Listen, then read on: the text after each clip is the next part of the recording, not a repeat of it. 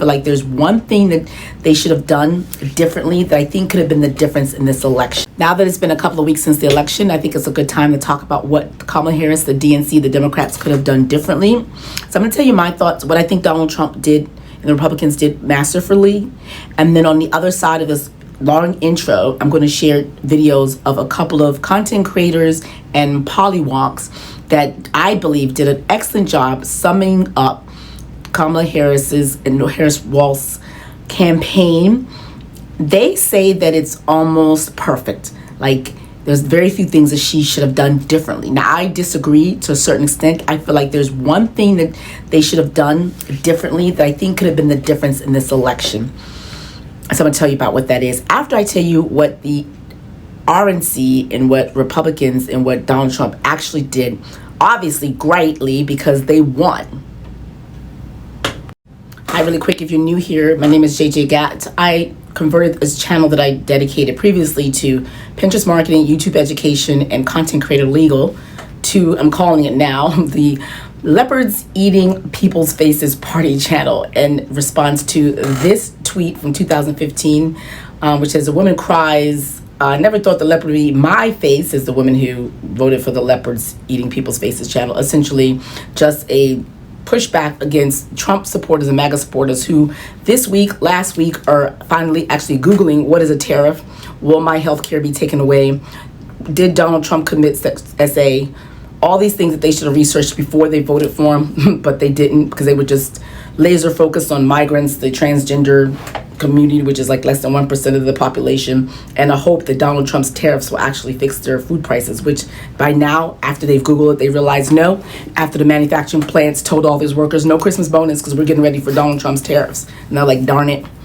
Consequences of your own actions, buyer's remorse, all of the above. That's what this channel is about. So, you probably see some videos on this channel. The last week, I started in October, mid-October, just sharing with my audiences here and on TikTok and on Threads, information I knew as a polywonk, meaning someone who I once was a political reporter and political columnist during the Obama administration. I've been alive for 10 U.S. presidents. I am an attorney, have 2 law degrees, there's one there, journalism degree, know how to do content creators. So I said, let me use a combination all my skills and help people understand the ways that that man messed up the country during his 4 years from 2016 to 2020, all the racist things he said, and educate folks. And that's what I did for 1 month. And I decided, you'll see some of those videos here. Anyway, so that's not what this video is about today. This video is about what Donald Trump and the Republicans did masterfully. You know what they did? Donald Trump, for 2015, 2016, he went and looked for low information, low voter turnout groups of people. He found them in the alt-right community that didn't find a home, found like the traditional Republicans weren't racist enough. So he created this MAGA coalition, this cult. Has been serving him really well for close to 10 years now. And he unearthed them and they won him the White House. And in 2020, it didn't pan out, but in 2024, I guess Susan Wiles, that's her name, she was ahead. Yeah, Susan Wiles, Susie Wiles.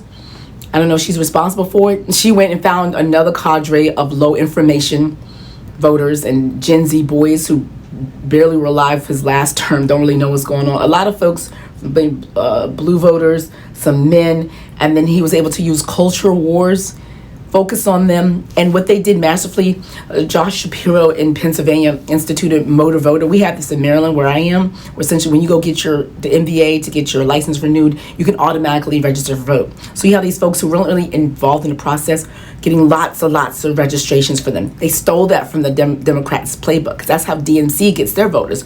They're low voter turnout people, the elderly, students, people from low-income, marginalized communities that sometimes feel disenfranchised, won't really participate.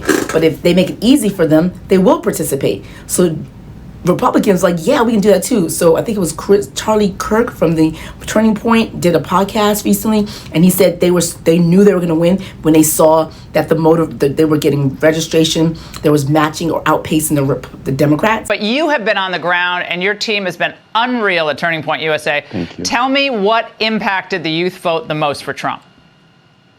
Well, look, first of all, your previous guess is exactly right. Donald Trump had a lot of support. And so what we at Turning Point Action are trying to figure out, we need to turn supporters into voters. It doesn't matter if people say, yay, Trump, and they go home. You need to do the hard work to turn low propensity voters and actually get their ballots into boxes, and that requires bodies. So we quietly hired well over 1,000 full-time people across all the battleground states in Arizona, Wisconsin, partially in Michigan and Pennsylvania. And I visited 25 college campuses this semester, and we started to draw crowds. Laura, I said, there's something happening here, guys. We're drawing 3, 4, 5,000 people, and the media wouldn't touch it. And the Kamala people would have like a little booth with 3 or 4 people, and we would register 500, 600, 700 first-time voters. Wow. But here's the other thing, is that the embracing of early voting is exactly one of the reasons why we did this. When you expand the amount of days, the net of which you can cast then, it increases your probability to bring first-time voters in. Think about it. If it's just one day, it's really hard to get first-time voters just to show up on one day. If you have 30 days and all of a sudden you have election month, it allows organizers like that we have at Turning Point Action, our ballot chasers, to be able to find these first-time voters and follow up 1, 2, 3, 4, 5, 6 times, text message, phone calls, and get those ballots in the boxes. Laura, the media was fawning over the Kamala Harris ground game, and I was laughing the entire time because the Kamala Harris, it was a complete consultant-driven media op. They said, oh, we knocked on 9 million doors. They were bragging about activity while we were doing results. We were banking votes for Donald Trump, and the results speak for themselves. We won the youth vote in Michigan, nearly won it in Wisconsin, competitive the youth vote in all across the 7 battleground states. Our plan at Turning Point Action worked, and I think it might have made a decisive difference in many of these states. And then they switched it because in 2020 and before, in 2016, they were sowing seeds of dissension and distrust in the mail-in ballots and telling their voters not to. They decided, no, don't do that. So while Joe Biden was president, they were flipping the script and telling those folks, no, it's okay. Do your mail-in ballots. So this time around, we were expecting what people had said was going to be it was going to be a red mirage and blue shift, meaning that it's going to look like the Republicans are going to win, and then eventually the blue shift would come, because that's what happened in 2020. Because back then, we counted early ballots and the mail-in ballots after the same day. The Republicans, again, because they were telling their voters, don't trust the mail, go in early, go in and mail in, go in and actually walk and do your ballot on November 5th, on that election day, on Super Tuesday. So when they were counting all the Trump votes, Trump looked like he was going to win, thus the red mirage. And then after those votes, they started counting the mail-in ballots, the absentee ballots, and the early vote ballots after the fact. And then Joe Biden came and overtook and won. So we had a reverse of that, because while they were counting the early votes this time around, again, because the Republicans took the DNC playbook and started encouraging their folks to actually vote in early. Again, lower information people, because they weren't really paying attention. They don't know the difference between the parties. They're not quite sure what Donald Trump did the last 20 years. Donald Trump and them told them 3 points: trans community, migrants at the border, your eggs prices. Those 3 focus things. They were like, okay, vote for us. Low information. They went, registered, voted, took the DNC playbook. So as they're counting Kamala Harris's voters, as they're counting Harris votes, they're also counting Trump's votes. So when they're done, they're finished. And that's how Trump was able to come up behind and just surpass Kamala Harris, because then the same day voters, Republicans are always going to over-index, I believe, on same day voter turnout. So as they were counting the same day voter turnouts, after they had finished counting all the Kamala Harris voters, Donald Trump was able to catch up and to surpass Kamala Harris to win electorate and the popular vote, like the college and the popular vote. So kudos to them to finding another group of people in the American populace who have no clue. Because when you hear people say that the same thing, there's no difference, which tells me, I'll get into later, that a lot of them don't realize that the Republicans are the party of the wealthy, the rich. They're giving tax cuts, the businesses. They're only interested in the business community and making life easier for them. Deregulation, making it like having them to pay their employees or workers less, as little as possible, and doing things for the interest of the business community. That's like the 5% of the population. The remaining 95% are actually workers. They should be, if they were educated and were aware, should know that the Democrats, historically, the ones that look after the union, to make sure you're paid a fair wage, to make sure the minimum wage is as high as possible, to make sure you get overtime. They're interested in the environment, make sure you're not polluted. Don't let the companies and corporations pollute your water, air, and the environment. And make things toxic for you. The Democrats are one of the folks to look after the civil rights and your human rights and your rights as a worker, your safety, all those things that Donald Trump destroyed in his 4 years. They didn't know that. They didn't do any research. They had no clue. All they knew was migrants, egg prices are high, trans community. Kamala Harris at one point said that she was okay with some trans prisoner getting a surgery, and that was it. That was it. That was enough for them to say, here you go. So congratulations on Donald Trump and them for tapping in. And I don't even know if Democrats could have done that. So that's that. So now let's talk about what Kamala Harris could have done. I almost wish that the Heritage Foundation had not had released the Project 2025 playbook. I say that because had they not done that, perhaps Kamala Harris, the Harris Walz campaign, the DNC, the Democrats would have instead focused on Donald Trump's 4 years. He had a record. In 2015, he had no record because it was his first time. By this time, to 2024, he'd already had 4 years of doing a lot of things that were bad for the people who voted for him. And so had they not had Project 2025, which is a prospective thing, saying this is the blueprint for something that's going to happen, and focusing on that, a lot of the ad campaigns at the DNC, I think they brought out that big fake, 2025 book, 5 different people, which was a dangerous thing. Bodily autonomy is important. All of the things in that blueprint are terrible, but that should not have been the core focus of the campaign. This is my little thing. I really believe that they should have spent a lot of time educating the low information people that Donald Trump had recruited to vote for him. And if they were not going to listen, at least the Harris Walz campaign folks would have been the alternative, because they live with these people, because they're married to them, because they're the moms, they're the they're the aunts, the uncles of these people, of the MAGA, low information MAGA voters. They're dissuadable. We needed to get at the people who can convince them. Beginning of the video, I've been doing this from October 14th just on my own. I've been accused of being paid to share this information because no one could imagine that someone actually spend time out of their day to share research information to help sway voters. But yeah, I was, because I was already at the time an active content creator, had my own agency working for myself, so I did have the time. When people are like, do you have the time? Yeah, so I did have the time. And if anyone's watching this who knows anyone from the DNC and they're looking to sponsor or looking to regroup and say, let's get ready for the midterms, let's get ready for the next round, hail me up, because I'm taking sponsors. Because I imagine, because I do political content, I wouldn't be able to make money or get anyone to sponsor me who weren't. But I might tag some of the things I have going on. This is an Under Armour jacket. I am an Under Armour affiliate. This is my MacBook. I'll tag this in case you're interested in that. And then, yeah, so you want to buy anything that I have. This is the monitor. This is a Samsung curved monitor. You guys interested in a curved monitor? This is I'll tag these. This is a Beats. This is I forget what brand this is. My headphones. So that's my background setup. Those are my degrees, a couple of them. I have my University of Maryland degree. Let me put this up. University of Maryland. And my, I don't want to give away too much of my personal information. And my Catholic University law degree. My University of Maryland journalism, college journalism, my Catholic University degree up there. So yeah, no, I just was doing this. But in doing this, seeing the people that are commenting on my post and the things they're saying tells me that a lot of folks don't know. When I post information about what Donald Trump has done in terms of when he has tried to lower the threshold for overtime so less people qualify for overtime, when I post how he stated on record that he's not interested in raising the minimum wage above $7 per hour, when I state the record to show that when he was president, Alex Acosta, his Department of Labor secretary, proposed to reverse an Obama-era ban that would stop employers from taking their tips in this pooling sort of system of their workers in restaurants. When I post how Donald Trump, during his terms, his tariffs actually hurt farmers and made it difficult for them and kind of run some into bankruptcy. When I post about how Donald Trump removed a bunch of air and water standards.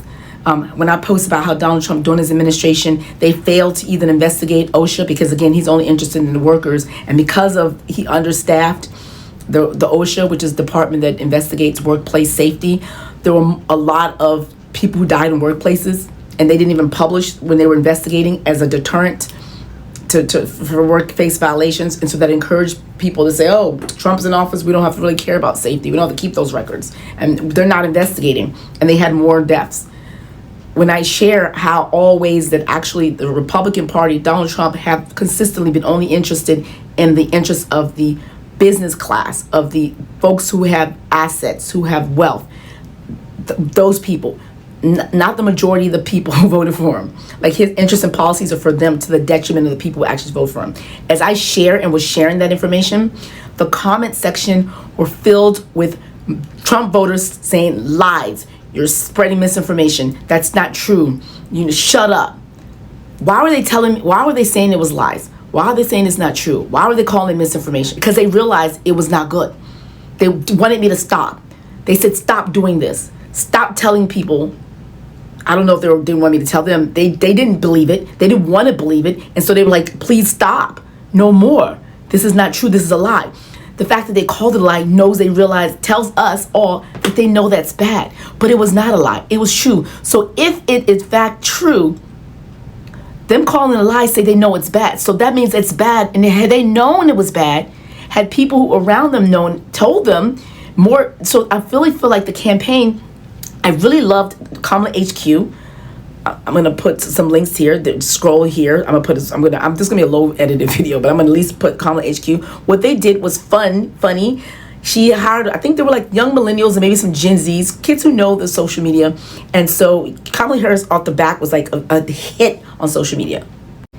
And so she had all these celebrities endorsing her, and it was fun. And the majority of people on TikTok were pro-Kamala. There were very few MAGAs on there. They were there, but not as much. Like 70% of the people on TikTok were pro-Kamala, and it was fun. And they had fun just making fun of Donald Trump. Like, me too, I did some of it as well. One of my videos here. So Kamala HQ would just give us Donald Trump's own words. In 2015, we said, don't do that, because that's how he won. Because Joe Scarborough, CNN platformed Donald Trump, where we thought he was like a joke candidate. But the more they gave him airtime, the more he was able to reach those low information, alt-right people who saw themselves in Donald Trump, and he won because of that. So we said in 2020, don't give Donald Trump oxygen. So 2024, the young millennials, Gen Z was like, oh, it'd be fun to just like give them back, because we're laughing at him. And so a lot of Kamala HQ's posts, and they were active like on TikTok, on Threads, and other places. A lot of it was, even Aaron Burr, all those folks, a lot of us were just saying, look at this crazy stuff this man is saying.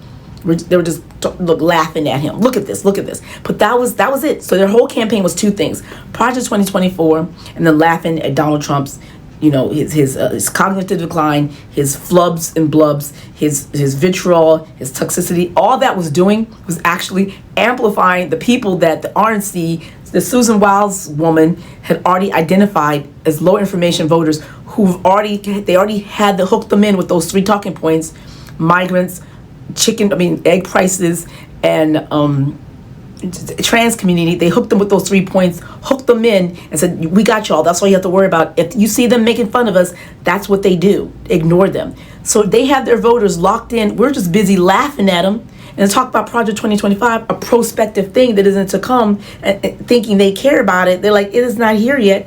When there was an ample opportunity lost to try to get these people who the RNC and Donald Trump had in the headlock, to loosen that grip. I'm going to pat myself on the back. There's someone like me who has institutional knowledge, background. You need folks on your team. I love what they were doing, those young people, which is great, but you need to pair it up with actually seasoned professionals who may not be, I'm a student with social media, who can sit down the room and brainstorm and says, what do you think? Had they had those brainstorming sessions and not just kept it with like young people and had other folks, they might have, that's assuming, they may have had them in the room, I don't know, but those people might have acquiesced to the young people and say, well, that's not my thing, so go ahead and go for it. So you needed somebody like me who could say, okay, that's great, but let's make sure we have an ample opportunity to tie in Donald Trump's own record for 2014, from 2016 to 2020 into the narrative as well. Let's do ample that. Let's educate. Let's do some of that. Because I didn't see that much. I didn't see commercials about that. I didn't see them on Kamala HQ. So yeah, so I'm patting myself in the back. And again, if you know anyone in the DNC, a Democrat, if you guys are watching this, if this video happens to blow up, hit me up. You can sponsor my channel because I'm already doing it. So, it's the synergies here. I'm already producing content that's good to get into your base. So it's in your best interest to help me be able to do this because I have another job. I do other things as well. And I'm suspending those other things because I have the privilege to be able to do that. But I'm going to go back to those things. So just to let you know. So yeah, so that's what they could have done differently. So now on the other side of the video, I'm going to show you some clips now of folks who I thought did a good, masterful job and encapsulate a lot of my thoughts about what was good. Because again, she did in a short amount of time, I don't know, 6 months, raise $1 billion, energized the base, had an amazing ground game. Get out the vote effort was superb. All those rallies, I loved it. It was so great. For the most part, it was just really good. Other than focusing too much on Project 2025 and not enough on Donald Trump's own record, which they should have done, educate him and the folks that they had identified, the low information. People are searching this information. As they search information, they realize, oh, smack. One of the terms is, can I change my vote? So imagine now, those people who are learning now the consequences of their actions, the people say, I didn't think the leopard was going to eat my face. That's my channel. Subscribe, share this video with other folks. Let people know, spread the word. That's also how you can help and support me. I'm going to do lives here later on, but the more people come watch my videos, sit through the ads, I get money and can do this for you guys and can help educate you, because there'll be more of this. That's what I'm planning to do. I'm planning to do a lot more of this, sharing what he did the last time, and as he unrolls different things, I'm going to be here. So if you're not quite sure, because people weren't paying attention, all the stuff, all the information I get from my videos, it's just based on Google search. I do in search, I get original source, but it's really from Google, stuff that everyone can do, but no one's doing it. So I'll do it for you. So yeah, so let's watch these 2 videos. Solely blame Kamala Harris's campaign strategy or the Democrats as a party. But frankly, you cannot convince me that a nation of people who cannot be convinced not to vote for a white supremacist, promising to destroy their rights, every marginalized community, and their entire democracy is without blame, that they are not responsible for their choices and the consequences that will follow. I want to make this brief because frankly, it's clear to me that I have been wasting my breath trying to warn Americans of the dangers of a Trump administration because Trump himself told them what those dangers were. He didn't run on policy. He didn't promise to build anything. Instead, he promised to tear this nation apart, to break things down. He openly promised us police violence, total police immunity, not only the deportation and abuse of undocumented immigrants, but to reverse naturalization for immigrants who became U.S. citizens already. He promised to ban abortion nationwide, to dismantle the EPA, the Department of Education. He promised to ban our history, to ban books. But I allowed people to muscle me into believing America isn't who I've always known it to be, and who it continues to show me it is. I listened to people tell me that I was being too cynical to believe she would have an impossible hill to climb, to believe that white women would never vote for her no matter what they told you, that this country hates black women, that it hates immigrants, and that it hates Kamala Harris not for who she is, but what she is. But people wanted her to win. We wanted her to win. They wanted to believe she could win. They wanted to feel optimistic, which required them to believe America was not America. So they convinced themselves Kamala Harris could win if she did X, Y, Z, if she ran a particular kind of campaign, if she was more left, if she was less left, if she laughed less, if she talked more, the list goes on. And people were so convinced. I let them sell me a dream I knew was a mirage. I let people muscle me into forgetting the most important truth about racism and misogyny, which is that it doesn't care about truth. It does not care about qualifications. It does not care about fair. The truth is, there is nothing Kamala Harris could have done to win that election. I knew it when she became the nominee, and I'm more sure than ever before. I love this one. She did a great job. And yeah.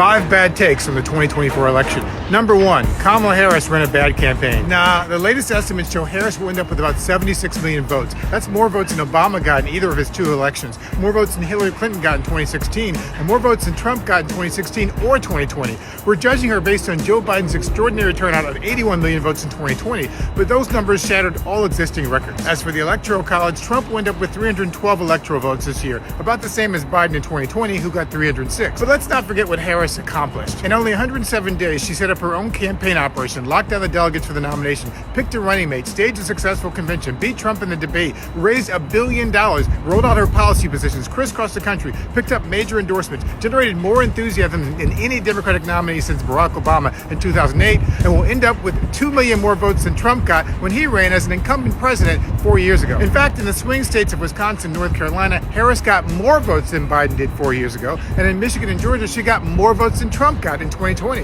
Her numbers should have been enough to win in an ordinary election. What she may not have anticipated, and perhaps should have anticipated in America, is that a racist, twice impeached, convicted felon would get more votes in 2024 than when he lost in 2020. Did Harris run a perfect campaign? No, but to do what she did in just over 3 months while taking on the burden of the Biden administration's handling of Gaza and inflation is nothing short of astounding. Number 2, Democrats should have held an open primary. First of all, there was no closed primary. As Reese Colbert noted, any Democrat could have jumped in when Biden dropped out of the race in July, but nobody wanted to step up because they knew it was a tough political environment for the incumbent party. Who is this imaginary Democratic candidate who would have jumped in the race in July, leapfrogged over the sitting vice president without causing a fracture, united the party, navigated the Gaza issue, separated from Biden's policies on inflation, overcome Trump's advantage on racism and bigotry, and led us all to victory? I'll wait. Number 3, identity politics failed.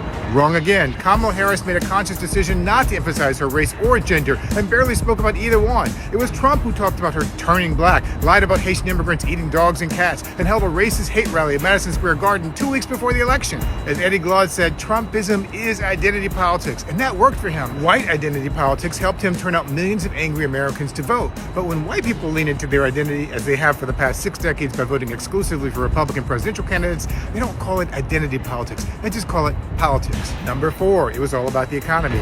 Not exactly. Kamala Harris's proposals were more popular than Trump's. He had no plan to fix inflation, and his tariffs would make inflation worse. His speeches and campaign ads focused on scaring voters about transgender issues and illegal immigration, not on fixing the economy. And black voters, who were disproportionately impacted by the economy, still voted for Harris. Yes, 1/3 of voters ranked the economy as their top issue, but that also underscores my point. The willingness to trust a white failed businessman and convicted criminal with no plan to address inflation and only concepts of a plan for health care over a competent black woman with specific plans is itself a form of racism.